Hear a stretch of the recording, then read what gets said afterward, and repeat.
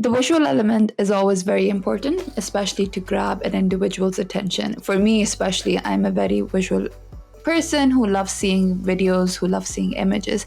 That's what Do Conduct does. They make videos which tell stories and inspire and educate individuals. Today, we have the founder and creative director at Do Conduct, Alex, with us on 10 Minutes of Hiring Wisdom. Thank you so much for joining us today, Alex. Hey there. Thanks for having me. Of course. How's everything going? It's good. It's good. I'm going to get my COVID shot on Friday, so I'm excited to start to maybe kind of inch out of pandemic mode. But, it'll be a while, I think. I'm getting my shot on Friday as well. So looking forward to that. San Francisco made COVID vaccines available to everyone. So I'm looking forward to finally actually being on the process of being COVID free. So looking forward to that. Looking forward to that. So Alex, can you tell us a little about your company, what it does, and why you started it in the first place? Yeah, sure. So we're an animation studio called Duke and Duck. And we started 12 years ago, really with a pretty simple mission, which is to tell stories that matter, and to use our art form, which is animation, to make the world, as corny as it sounds, to really make the world a better place, right? And so that's what we do. We work with our biggest clients. The majority of our work is with nonprofits and B Corp, social enterprise, that kind of stuff. We also do some just straight for-profit advertising brand work. But we've managed to grow in the last year and a half. We've doubled our team and our project load. So we're sort of in I'm glad we're having this conversation now, because you're talking about hiring, and we're doing a lot of hiring, and I've hired 5 people in the last 10 months, and I'm hiring another 4 in the next few months. So it's something very much on my mind right now. Okay, that makes sense, especially because a lot of companies are actually cutting off employees because of the pandemic, because a lot of businesses have suffered. So I'm glad things are working out for you in the right direction, and you're hiring people, because so many people are jobless and are finding it hard to feed their families or themselves at the end of the day. So I'm glad things are working out for you. Yeah, we've been really lucky. The PPP loan program definitely saved us right at the beginning.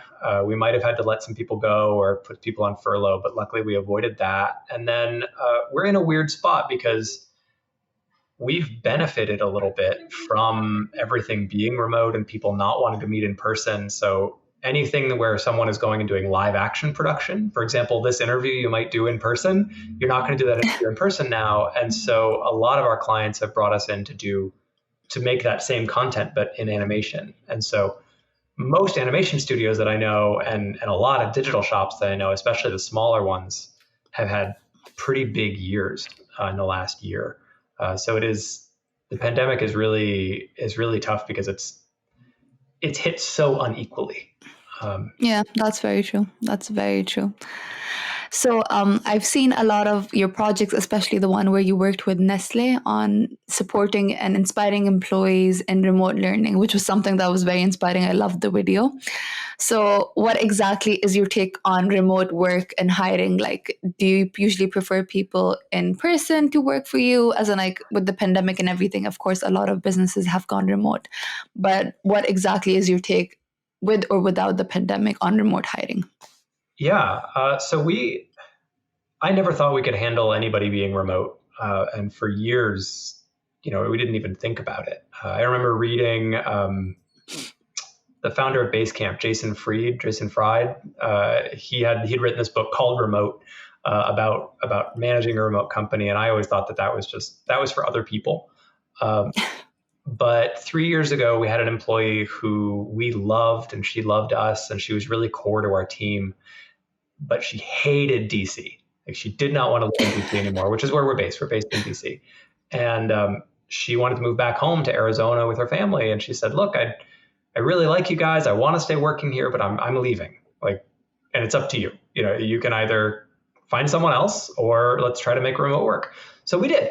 And what's cool is something Jason Fried says in that book is that if you have one remote employee, your whole company has to be remote, because you can't rely on the passive information happening within the office. I turn to someone and they turn to someone and someone goes, wait, what's going on over there? And none of that, right? And so all of a Yeah. sudden we had to put everything in public, everything on Slack or in Asana or in ClickUp or whichever platform you're using.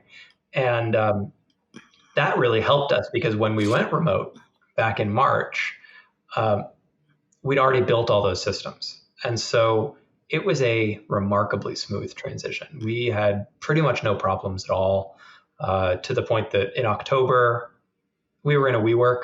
The WeWork building shut down. So our office was closed. No. I mean, this bookcase behind me was in our office, right? And this desk was in our office. Like Yeah. everything went. And so actually for now, we don't have a plan of opening an office again. I think we'd need a compelling reason. Yeah, Really? Oh wow, okay. That's as in like so kudos to the woman who went back to Arizona that got you thinking that oh things could be working in that way. So I'm happy things worked out for you and the transition was very smooth. absolutely. Yes. Thanks to Teresa. She is amazing. Okay. Well, Teresa, if you're hearing this, Alex is very impressed by your work, and so are we. You actually made remote work possible for Duke and Absolutely. Duck, and we're really happy that that actually happened.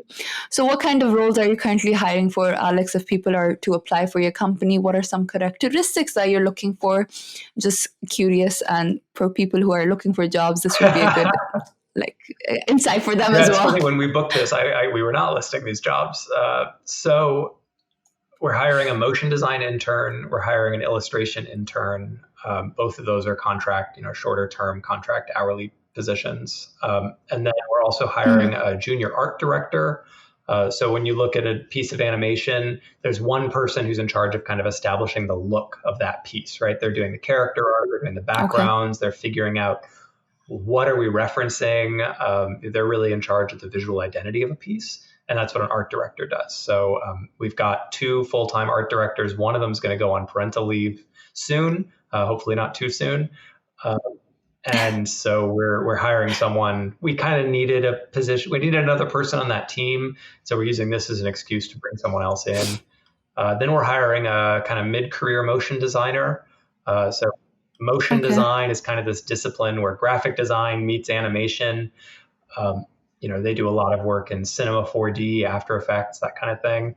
And then we're also hiring what are we calling it? A business development associate. So someone really to help me, because I'm the one who does all of our sales. Someone to help me Okay. bring a little more rigor to the sales process, help me qualify people as they come in, kind of someone that I can like sit on a call with and kind of whiteboard with and, be on the sales team. So those are the roles that we're hiring for now. But obviously I'm happy to talk about hiring in general. I didn't intend to come out here and pitch these roles. No, I mean, I think it's very good that you're very specific. So people who are looking for specific roles, I mean, this would be a good takeaway for them. Is there something that you usually, as in like if people, for example, if I were to apply to your company specifically for a certain role, are there certain characteristics or traits that you look for in people when they're applying for jobs with your For company? sure. I mean, the big thing that I wanted to say to your audience is to remember to try to get in the heads of the hiring manager. And one thing I want to like make really clear that when I've talked to candidates, they didn't really have a sense of this, is just the volume of applications that people get. So, we hired an illustrator back in September and we got 1,000 applicants for Yeah. one spot.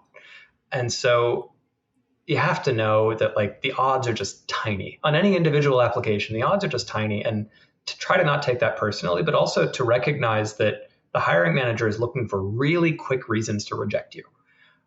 So the workflow that I have for creative folks, for animators, for illustrators, is that I don't look at anything on the application. I immediately just go to the link to their portfolio. So if there isn't a link, they're out. But if there is a link, I go and I do like a 5-second initial test. And that's probably 70% of people just get cut right there. You know, if the Oh, link is wow. just like, it's an ugly site, or the work that you're featuring right up front isn't work that I think is all that good. It's brutal. And I hate to sort of be that guy.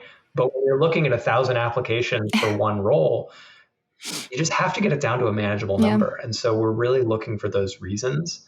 Other reasons that I commonly cut people early are, improper grammar, or like not forming sentences correctly in our like responses. Mhm. I personally don't even look at a resume until I've gone through 2 cuts, Oh, uh, wow.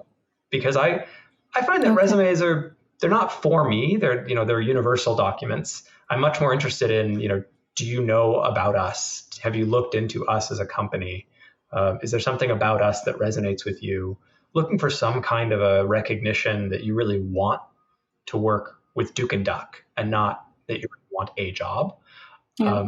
So those are those initial cuts, and I feel like it would be helpful. I do a fair amount of speaking at universities, and this is like, wow, It no one definitely told us is. this before. So I figured that's a thing to share. It definitely is. I remember when so on LinkedIn there's this option of easy apply, and I used to sometimes you have to add a cover letter, and I'm just like, they won't really care. But then again, I think it's really important because usually, as in like, these are things that usually you get a cut through, or you just make it through the next round. So thank you for sharing that. Something that's very insightful for me as well, and I'm pretty sure It's it's really for our tough. I mean, audience it's as it's well. really an unfair standard, right? Because I just told you your odds of getting the job are 0.1%, and yet I'm also telling you that I need you to invest, an hour or 30 minutes in an application Yeah, that feels compelling. And I think it's up to the person. And I'm still trying to figure out, as someone who is hiring, how to not demand so much on the front end, but also be able yeah, to make those easy cuts in a way that doesn't demand that. So it's a tough balance. I don't think anyone's doing it perfectly, but I'm really proud of the team that we've built here yeah. at Duke and Duck, and I think it starts with a good hiring process for sure. Yeah, I think it's important to actually acknowledge something which you are, and you know that it's unfair and everything, and you try to make a fair balance. So that's something that all of us definitely would appreciate. So I think our time is up. We're good to go, Alex. Thank you so much for sharing your insights, and it was a pleasure having you on our show. This is your host, Manal Bukhari, signing off. We'll be back with the Thank next you. guest very soon.